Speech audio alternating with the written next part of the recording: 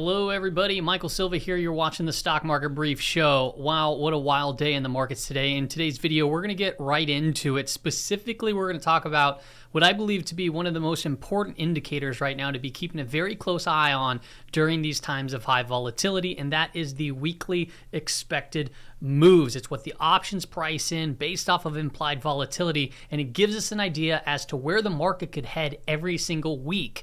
Let's just go ahead and get right into what it is that I'm seeing right now. All right, everybody. So first and foremost, as you can see clearly right across the board, consumer staples just got absolutely attacked. And as I say frequently, the markets move between contraction and expansion. And XLP, consumer staples, were looking pretty darn bullish for the most part. I was looking at a lot of long setups that were in this contraction period, and when we moved to expansion, which offers a good risk to reward, they expanded, but they expanded horribly to the downside with retailers such as, Target. I mean, a lot of these retailers got hit. Which one? So Target got absolutely mauled. Walmart, just two huge down days.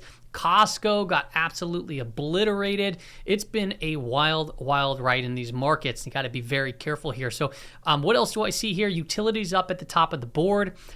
Being that utilities is up there, right? It's a very typical, real risk-off type day as we saw bonds move up. But look at this price action. NASDAQ, it was down 4.73%. S&P 500 down 4%. Dow Jones down 3.5%. That's 1,100 points.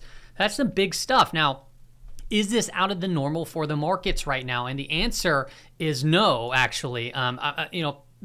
Depending on what sectors that you're looking at, but if we look at the S&P 500 and the other big indices, this is actually quite normal because last Friday, the markets priced in, once again, this type of volatility. And as we were saying, the market was, is it a dead cat bounce? Is it not? And the market was stretching to the upper risk range in various different sectors. We said, get ready for some short opportunities. And what I find interesting here is, actually, so when you look at these candles, these kind of push-up days here, it really brings in a lot of hope. And you can see that that's a very similar type candle to what we saw here at the top and what we saw right here, even right here for the most part right there. You can see these little, type hammer candles and then bam to the downside, boom to the downside, boom to the downside. But what I want to call out here is the expected move. We are actually just right in the range, and 68% of the time, right, it finishes within the range, and we're right here just at about the lower bound. Now, I'm looking at the after-hour session right now, and if I pull up that screen, you can see we were only about $1 off from that expected move. So it looks like we're in touchdown territory to come down here. Now, that means we could potentially head down lower, or we can just kind of come off and come back in and doodle around there for the remainder of the week. This doesn't mean that it's support and it just all of a sudden flies back up. However, there are some trading strategies that you can use when you're taking a look at these expected moves. But as it stands right now, this is completely normal market behavior.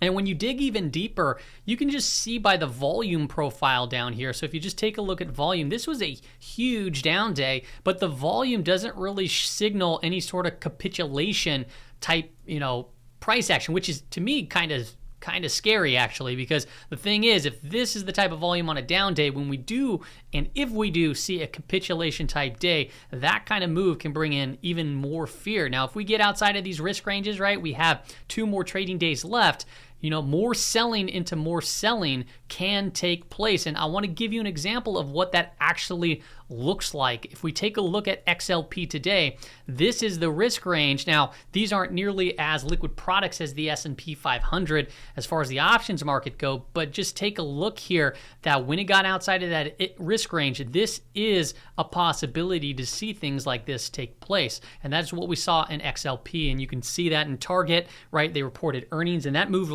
4 deviations outside of its weekly risk range. So pretty powerful stuff there. Now, if we take a look at the VIX, I mean, it's not really firing off all that crazy, but we're back above that 30 range, which tells me, hey, take your foot off the gas, be very careful in these areas. We came back down to almost fill this gap right around that 25 range, which clearly has been acting as just an area of support that we're keeping an eye on. Started moving up. Now we have these 3 gaps below us. I think we have one even further down here, but we have this gap above us, and we have one even higher at 45. Okay, if we keep continuing on, I want to take a look at the Qs. The Qs just about hit that lower risk range here in today's trading session. Now, in the after hours market, guess what? Bada bing, bada boom, we are home. We're at that lower risk range already for what the options market priced in last Friday. And if we take a look at the 15-minute time frame, you can see pretty much just straight down, cutting through a lot of these open gaps. I tried to take a position in an open gap, but in the S&P 500, it doodled around, it started moving up, put my stop at break even, and then it just turned right back around, and I got stopped right out. So, unfortunately, it's a very difficult environment to be buying bounces, but if we're paying attention to these key levels, right? So if Qs come outside of the risk range, you may be looking, if you're an options trader, maybe selling premium, or looking at various stocks to sell premium, whatever the case may be. There's all kinds of different strategies here, but we're still below that declining 5-day moving average, right? We held it, started flattening out, and then we crushed right back down through it, leaving 3 gaps right above us, okay? Now, if we take a look at the IWM is just fluttering pretty much, it's holding up relatively well compared to the other indices, still down massively, down 3.5%. But we are right there, in the middle of the risk range. So to me, this shows that there's more opportunity to move down. Now, if you're part of the Discord, right, I show these weekly risk ranges, these expected moves. I track 31 products. I'm actually adding on to that this week, just because I feel I want to add the dollar in there and I want to add a couple other instruments in there. But one of the things that I posted was I was looking to put in a short position here in the IWM, but I was going to use TZA. TZA is definitely a leveraged fund. So if you don't know how to trade with leveraged funds, I don't recommend it. But it came into my blue box that I was, highlighting. I got a little bit of a position. I wanted it to go a little bit deeper, more into it to start scaling into it.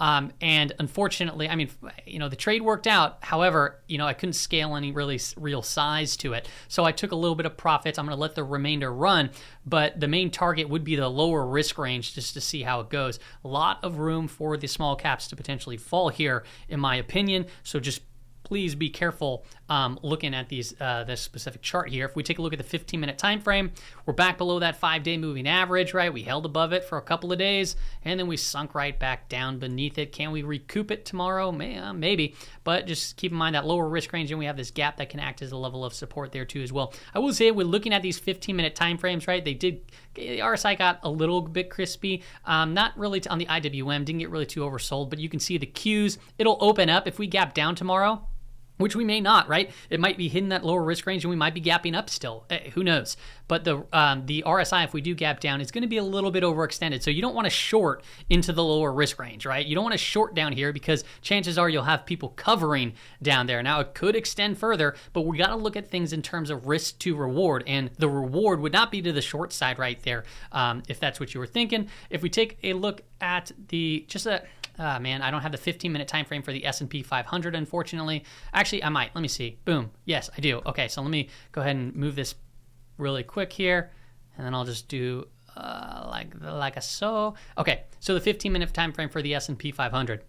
You can see we were holding it. 5-day moving average started doodling around. It looks like we're going to be touching this lower risk range too here, and you can see the RSI is pretty much burnt to a crisp here. So not the exact area that I would recommend shorting into. That would be looking to cover shorts, and I'm sure other people would look to cover shorts too, right around that 385. So this could produce bounces. If we come down to 385, it can come bring us right back into the risk range.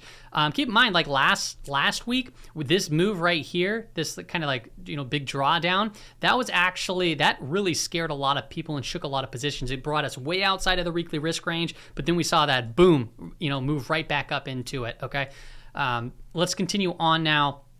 I didn't show volatility indexes for the Russell and also the NASDAQ, but let's just point it out here. Where are we? Well, we closed at 36.73 in Russell volatility. So hold on to your seat. That is exploding off type territory right here. This is where things get very broken up. So do not try to be a hero, right? This is a very dangerous environment to be. The VIX is above 30, Russell volatility is pushing 40, and then NASDAQ volatility is also pushing 40. That's pretty insane levels here. So if we get some sort of explosive move to the upside, I can send the market obviously a lot more down, right? And it could bring in a lot more fear and capitulation potentially. But yeah, we closed at 38.81 there on that index here. So let's continue on. I want to look at a couple other things here. The dollar. This is why these indicators are so important. The dollar the other day tagged the lower risk range, okay? And that right there was a clear sign to me that we can potentially see some sort of a dollar pop. The dollar did pop ever so slightly, and this is the only thing that's been really trending up. So when I look at these risk ranges and I'm like, okay, I'm looking at the market, it's trending up, and we have the risk range, you know, the expected move for the week, and we're coming back down in a bull trend. To me, that is more of a buying opportunity than anything. Vice versa, if we're looking at a bearish trend and it goes to the upper risk range, that's where I'm looking to kind of short, okay? If we take a look at gold, gold has a huge open range right now. So if the dollar starts flying to the upside, goodbye gold. Gold is probably going to get hit, especially if the dollar makes an aggressive move to the upside. I have a position in gold, not so GLD. If you look at just gold itself or gold futures, it has to hold that 1800 level. It's a key level of support. If that breaks, it can easily head another 100 points lower. So be mindful of that. Now, energy. This is another reason why expected moves are so important. Energy tagged the very top upper expected move on previous trading day on Tuesday, and you can see here, why would you go long, right? Think of things in terms of risk to reward. The options market priced this in, it already reached that, and then we saw it move to the downside. It could come right back up, right? But why would you want to issue a long position there versus taking some sort of profit? During volatile times, and we're seeing the market hit these ranges very quickly in the beginning of the week, this is why I believe that this indicator here, if that's what you want to call it, is very, very important. Tesla. All right, Tesla today tagged its lower risk, or just about tagged its lower risk range in the after-hour market. It looks like it's going to do so, and it might drag a little bit lower. That does coincide with the previous area of support here too. So is this a good area to, you know, short into? In my opinion, no. I don't think that's a good area. Now, can we get some more selling into selling, and can we get some crazy hit to the downside? Yeah, but where's the risk and where's the reward, right? You got to think in terms of risk to reward. So in my opinion, if we come outside of it, I'd be looking for it to move back inside of its risk range for more of a bullish type trade on the very, very short term. But keep in mind, if you're not a tactical trader, right? If you're not tactical and you can't move in and out of positions, then the market is sit on your hands, right? Apple literally tagged it to the cent. Like literally to the cent. So I believe it's 139.90 is the lower risk range, and the low of today was 139.90. Okay, so would you short here? I personally wouldn't short here. I'd be looking for either doodling around here for the remainder of the week or some sort of a little bit of a bounce. Or if we get outside of it, I'd be looking for it to come back within the risk range. So take that for what you would.